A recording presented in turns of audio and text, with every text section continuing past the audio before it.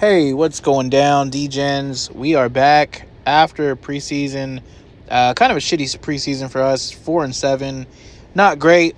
Um, just didn't go the way we wanted to. Obviously, we're gonna have to get back on track when it comes to regular season and making obviously better picks. Now, I will say, in the past when the preseason hasn't gone so well, tends to be because one, coaches just did some shit we weren't expecting, but two, the players that we thought were going to play just end up don't playing or not playing enough or whatever it may be. So it happens, but we have typically kind of turned that into a better regular season. So I'm going to hope and I work towards that being the case again this year.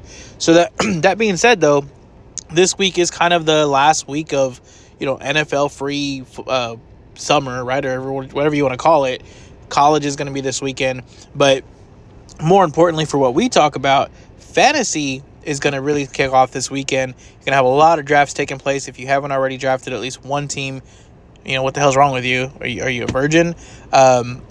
You're probably going to have a couple this week coming up, or at very least, you should have some DraftKings, some better ball or best ball, whatever you want to, whatever kind of fantasy you're getting into, it's probably either coming up or already happening. But I want to talk about that, and I actually want to talk about how do we quantify your draft, because it's something that comes up every year. Every fantasy analyst, every YouTube channel, every whatever that you turn to get your fantasy knowledge, every year comes out with, hey, draft these guys, not these guys. If you're drafting this guy, you're making a mistake. If you're not drafting these guys, it's a mistake. These are some guys that you should let your idiot teammates or league mates draft or whatever the hell. And that's fine. That's great. I mean, I listen to it. It's great to just kind of talk about players and get to know a little bit more about teams and, circumstances and all that kind of stuff. But what it doesn't tell you is what the hell is your draft actually worth? What pick is worth what? So I want to go over that. If you don't know kind of the history of like the actual NFL draft, there was a point in time where it was very much like what we do with Fantasy Talk. It was like, hey, these guys are good, these guys are bad, and so we want to take them, so we're going to take them at this point. And that was it. And it wasn't until, later, and I apologize, I know it was the Cowboys, and I want to say it was Jimmy Johnson, but it may have been before him. Either way, that they actually assigned a value to each particular pick, right? So, like, it's not this exact number, but just as an example, so round 1, pick 1 is worth 100 points, right? Round 1, pick 2 is worth 98 points. Round 1, pick 3 is worth 93 points. And they kind of go down the list. And what they would do is that's how many points this particular pick was worth. And when you assess a player and you analyze them, you give them points like on a little rubric. And you say, okay, hey, this player is he's worth 96 points. So we're not going to take him with the number 1 overall pick, but if he falls down to number 4, then we'll take him, right? And so that's really how they got their draft done, how they got really, really good at drafting. And at this point, the NFL is kind of all acclimated, and it's even a step further, I'm assuming. But we have not done that yet for fantasy, right? All of the talk with fantasy is still like, hey, this player is good. I like him. I like his situation. I like his film. And that's great. But we have to find out, okay, where is he at? Because right now the market is just kind of dictating it. And if you're just following the market, that's fine. But a lot of people may love a certain player and yes, I want to get him. But man, am I really going to spend a 4th round? Like, perfect example for the 2025 season, in case you're listening to this later, Ja'Cory Krosky-Merritt, right? Bill. This guy went from basically not being drafted at all to now being a 7th round pick. And I'm assuming by this weekend, when everybody starts doing their draft, he's probably going to be more like a 5th round pick, if not higher, because he just got the steam at the right moment. He had the news around him hit at the right time. But what the hell is he really worth, guys? Like, can anybody tell me, hey, he's going to average X amount of points? And to further that, tell me at what point would he not be good? Like, at what point is he a bust, right? Because if you had spent a 15th round pick on him and he's going to return you 10 points per game, like, I don't think you'd be disappointed with that. But if you spend a 4th round pick on him and he's giving you 10 points per game, Are you upset about it? Are you okay with that? Is it kind of a letdown because you were expecting more? Like, what are you expecting to get from this certain pick? So all of those questions I'm going to answer for you today. As far as I know, I'm the first person to go through and really assign a value to this. And then I'm also going to give you some keys on what to look for that's going to help you with your fantasy draft in perpetuity, right? Because it's one thing for me to come on here just like everyone else and be like, hey, really go draft Derrick Henry because he's great and he's going to score lots of touchdowns.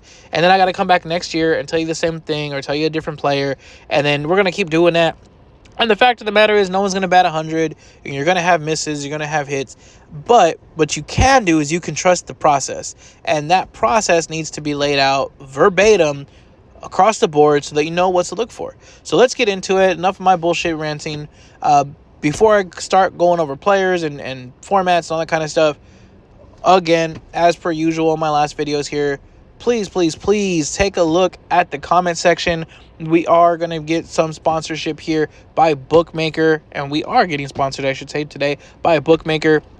The comment link will be ready to go, available. It is going to get you a 100% free play with only a 1-time rollover. I've said it before and I'll say it again. That is the only type of situation you're going to see across the board, as far as I know, that I have looked and I've looked and I've looked and I have not seen a bonus structure like that before. They are the only ones running that promotion. Take advantage of it. You do have to deposit through that link to get that because it's not going to be floating around out there. But a 100% match with a 1-time playthrough just doesn't happen, guys. So take a look at it. Get signed up. Get registered. Get that deposit in so you can get that match. One thing I will know, if you don't have funds in it or you're just not ready to fund it right this second, maybe you are waiting for, that Sunday morning or, when you want to be a square like everyone else, totally fine. But you should at least get it set up because they are going to be one of the sharpest books you have. I promise you that. They're going to be a sharp book compared to pretty much anything else you have out there. And it is going to give you hedge opportunities. It's going to give you middle opportunities and definitely some arbitrage opportunities because this book with Bookmaker is going to move lines first. They set their own lines, so their lines come out earliest.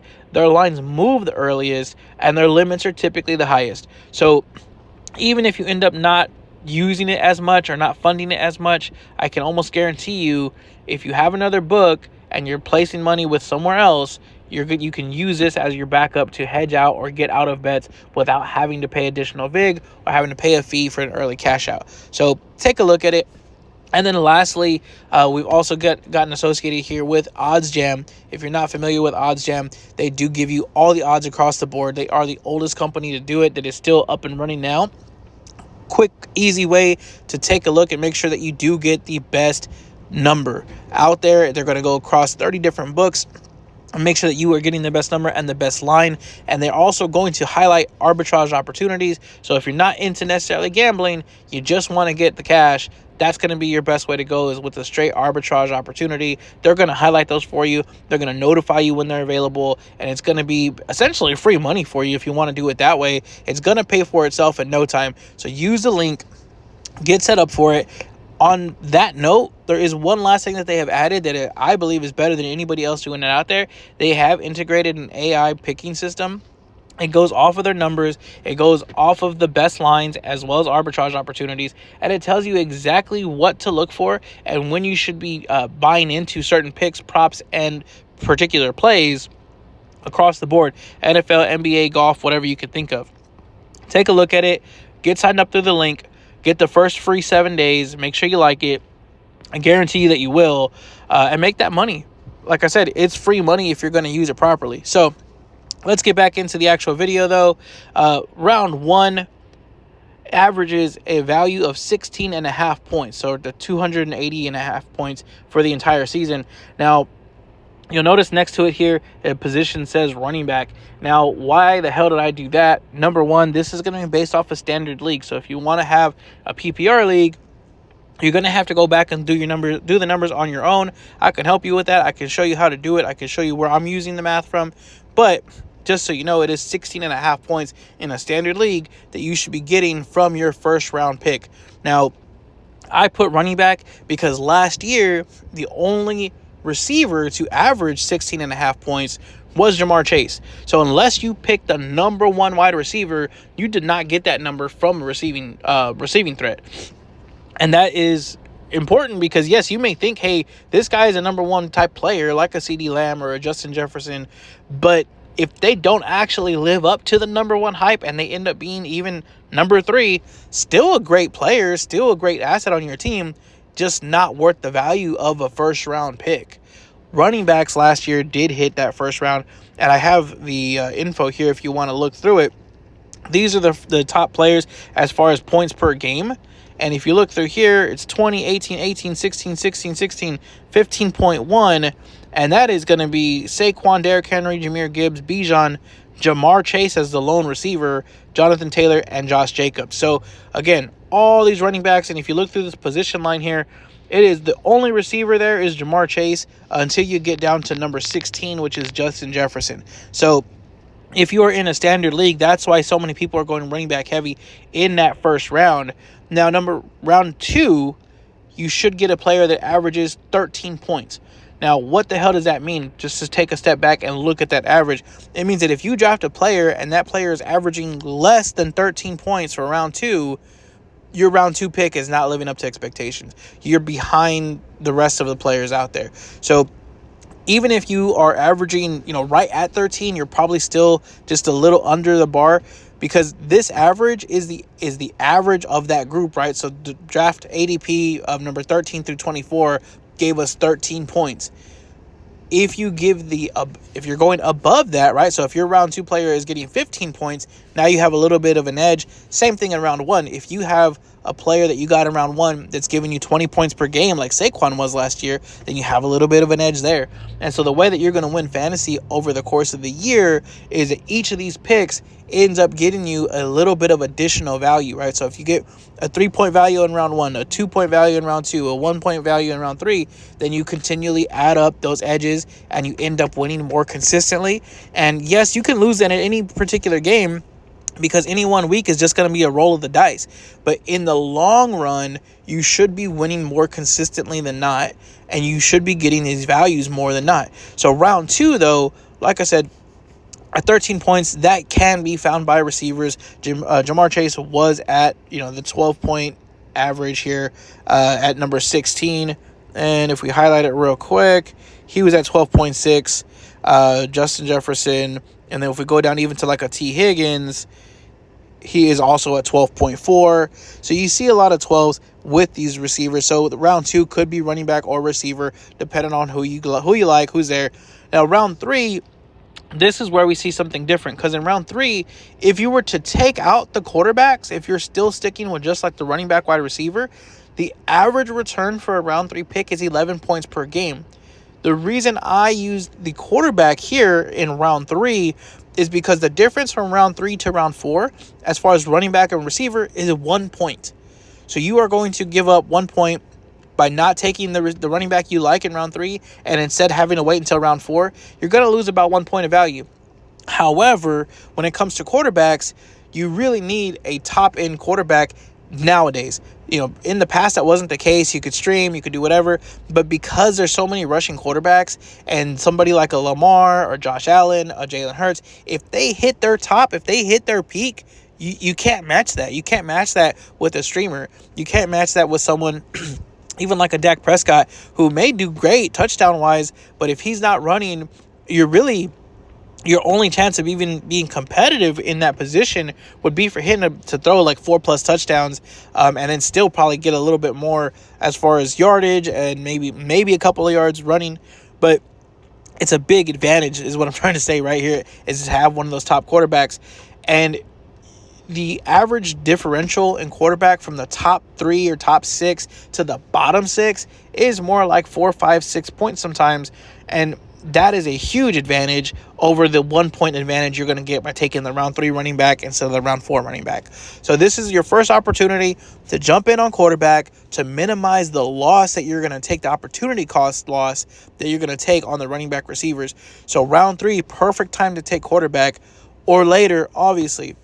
And as you've heard, I'm sure from other people, if you don't get one of those top quarterbacks in this round 3, if you happen to be like an end of round 3 pick and the only guy that's left, they've already taken all 4 or 5 top quarterbacks, at that point, it really may not be worth it any longer because you're not getting that 4, 5, 6 point advantage. Now you're probably just kind of more in the mix with the regular, your average quarterback return. But as we move down to round 4, you're again looking for running back receiver. You're looking at a 10-point value is what you're really looking for. And what does that look like, right? That's usually a player who's either getting, 40 yards and a touchdown or 100 total yards. So that could be a couple of different things, whether it's receiving or running back. But you're looking for someone who's going to score about 10 points per game.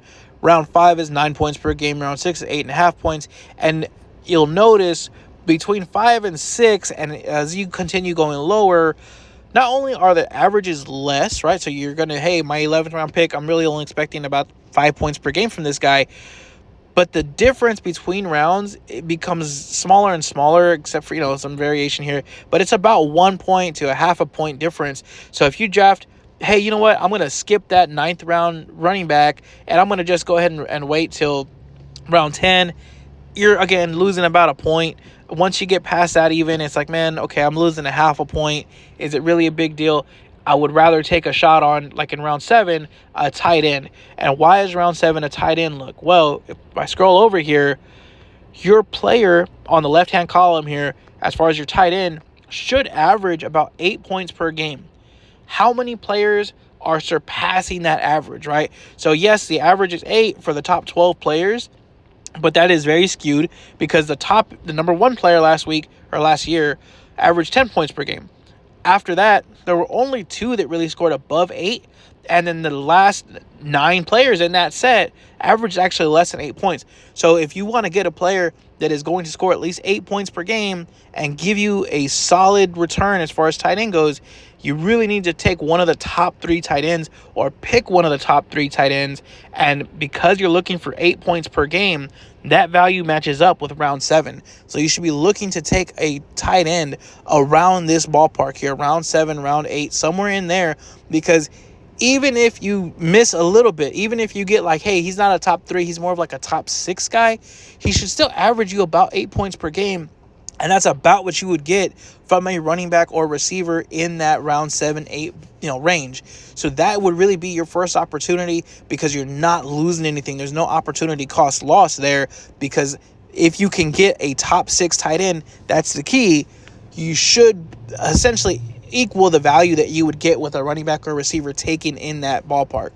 Now, as we go below that, the next thing that you'll really see is at round 11, I do list defense as the position to fill before kicker. Kicker should be before defense. I apologize, my mistake. Because, again, if you look over here, the average points per game on kickers is actually 10 points per game. And that's the top 12 kickers, of course, for fantasy. Now, of the top 12, that's the average that we got is 10. Again, we see it kind of skewed to the high end because number 1, number 2 kickers are averaging over 11 points. Number 3, number 4 averaging about just a little over 10 points. After that, the bottom 8 are actually scoring less than 10 points. So you really want a top 4 kicker. So again, as you can see, we're trying to get the top end or just above those averages that we're looking for. And the way that you do that is you take them as early as possible. That's going to give you the best chance of having the full pool to choose from and you picking the best player at that position that you feel is going to give you that top 4 so that you can be above the average, get that little bit of an edge over all the other kickers that are in this league and give you a couple extra points. So you're trying to, again, we're just stacking on little edges here, and every little edge is going to help you towards the end get the better cumulative total. So that's what you're looking for in round about 11 is when you can really start looking at kickers or defenses. Kickers should be first because the average is going to be 10 points. Defense actually averages only 8 points per game. And even on the high end for defenses, yes, there are going to be some crazy outliers where they, return touchdowns or you get pick sixes or whatever. But as far as averages go, you are more likely to get a defense that's going to average you 5 to 8 points than you are to get someone who's going to average you something ridiculous like 10, 11, 12 points. Just because it's the NFL, teams are going to get scored on. There's not a whole lot of a whole lot of opportunity for them to score in some games. Now, one thing that I will notice, as I did want to, or note, I should say, is how do we find these players? What are we looking for in a top 4 kicker, right? Like in running back and receiver, we know, like, hey, yeah, this guy has to be really good at catching. He's got to have a good offensive line. He's got to have just a good skill set. We get that. As far as the flex positions for running back and receiver, that's really where you want to look at strength of schedule. I've done this before and I've showed the math before, but strength of schedule does not correlate very strongly to the top end players, right? So if you are a Christian McCaffrey or a Saquon or Jahmyr Gibbs, yes, of course, if you have a weaker defense, yeah, you're going to score a little bit more. The correlation, though, is that if you're a badass player, you're going to score badass points regardless of who you play against. Yeah, maybe you have a down game here or there, but for the most part, not only should you be playing your studs regardless of who they're playing against, those studs are going to probably produce regardless of who they're playing against. But that's not your flex position, right? Your flex position, your number 3, number 4 running back, those guys are not as solid. They're not as skilled as far as play sets go, or their skill set is concerned. So you need to find guys who have a easier strength of schedule there, and that's where you should really be applying that strength of schedule knowledge if you have that. And it's easy to find. You can go to like Warren Sharp or sharpfootball.com and find it there. There's a million places you can find it, but you want to look at guys who have an easier schedule to run or catch against. And if you can, and sometimes you have to pay for this one, but you can find, hey, this is the easiest schedule for a running back. This is the easiest schedule for a receiver. And that's where you want to apply that knowledge, is in that flex spot. Don't worry about the strength of schedule too much, like with your first round pick, because again, those guys are going to probably produce regardless of who they're playing. Now, as far as kickers are concerned, what should we be looking for? Number one, you want guys who are going to be playing indoors during the playoff run for fantasy. If his week 16, week 17 game is in Buffalo, or it's in New York, or it's somewhere where there's an outdoor stadium, the wind is going, the snow's going, the odds of that player kicking long field goals goes down drastically, and the odds of them even having higher scoring games also goes down, right? Or even just an offense that's moving goes down. So you want a guy who's going to be playing indoors during that playoff run. One thing I have noticed that correlates really well to kickers is the teams that have less mobile quarterbacks and have no goal line running back. That usually correlates really well. So like last year, if we look at the kickers, Brandon Aubrey, right, for the Cowboys was number 1. Chris Boswell was number 2. Both teams, like Dak doesn't run. Either did Russell Wilson with Pittsburgh. The Dallas offense, as far as like the running backs, they didn't have like a bruiser. They didn't have a goal line guy. Najee Harris didn't do great either at the goal line. Cameron Dicker, same thing with the Chargers. Justin Herbert's not running a whole lot in the goal line. You don't have these big bruising backs, right? Whereas like you look at number 11 is Justin Tucker. Yeah, the Derrick Henry's there, Lamar's there. Of course they can run it in. Even a Jake Elliott, right? Like if they get down in the red zone, very, very good possibility that Jalen Hurts is running that in for a touchdown, or Saquon's running that in. So those guys really take away from your kicker. So you're trying to find a kicker on a team that does not have a mobile quarterback and does not have a very strong goal line running back. Now, as far as defenses, because this is a little bit harder, and this one's actually sneakily hard to predict as far as who's going to be a top defense. A lot of times people just look at schedule, but if you look at strength of schedule from last year, it's really didn't do a whole lot for you, because as far as strength of schedule goes, like the Falcons were the easiest strength of schedule before the season started. They didn't even make the top 12 for defenses. The Broncos had a very hard, I should say really the Lions and the Ravens and the Bills, they all had hard schedules. They came in top 12 for defenses. What does correlate though, and you can look through it here if you want to just kind of skim through it, but I looked at the front seven and say, okay, the teams that have higher front sevens typically have really good defenses. The caveat to that is that if you have a really great front seven, but you have a terrible offense yourself, your defense is not going to do well because you're not going to be in position to score. If your offense isn't scoring and the opponent can just run the ball, milk the clock, play conservative, well then there's not going to be a lot of chances for interceptions, for big splash plays, for a whole lot of things that the defense would really score from, or even sacks for that matter, because they're not passing as much. So you have to have a solid offense as well as a top front seven, because the number one thing that correlates to defenses is actually sacks. And so the thing is with sacks, yes, it's great, that we can see that after the fact. But what causes sacks? Well, obviously, getting behind the getting past the offensive line.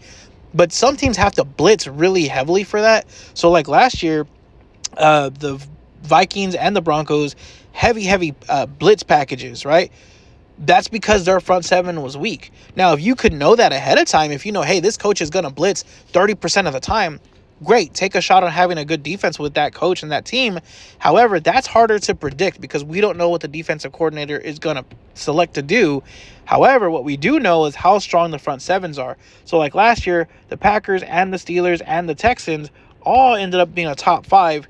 And if you look through here, as far as front seven goes, you'll notice, I'm just kind of looking through it. So Packers ended up they were the number 8 defensive line.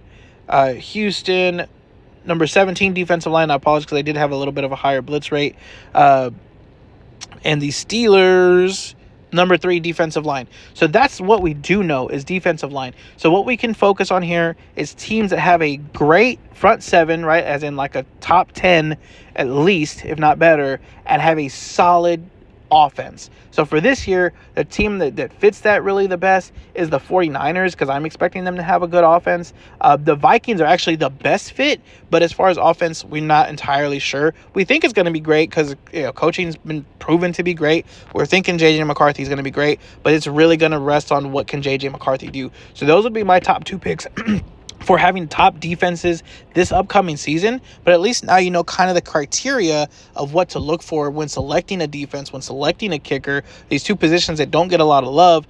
And then lastly, you now have a value per pick that you should take as far as what you should expect from each individual rounds. Now, lastly, throughout the regular season, if you notice that your round 4 player is not living up to 10 points per game, that means either one, hopefully you've made up for it somewhere else, and in which case you can kind of live with it.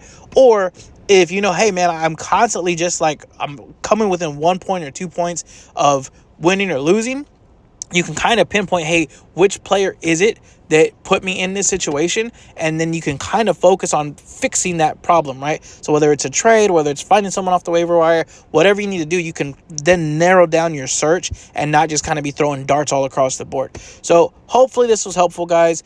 Sorry it ran a little bit longer, but it is a lot of information. Please let me know if there's anything else we can go over with, answer for you, assist you with this fantasy stuff, because I'm trying to give you stuff that's going to help you every year, not just this year, not just individual players. But thank you again. I appreciate it. Please check out the sponsorships or sponsors in the comments below. Thank you again, and I will speak with y'all soon. We'll talk over week 1 picks next week. Y'all have a great day.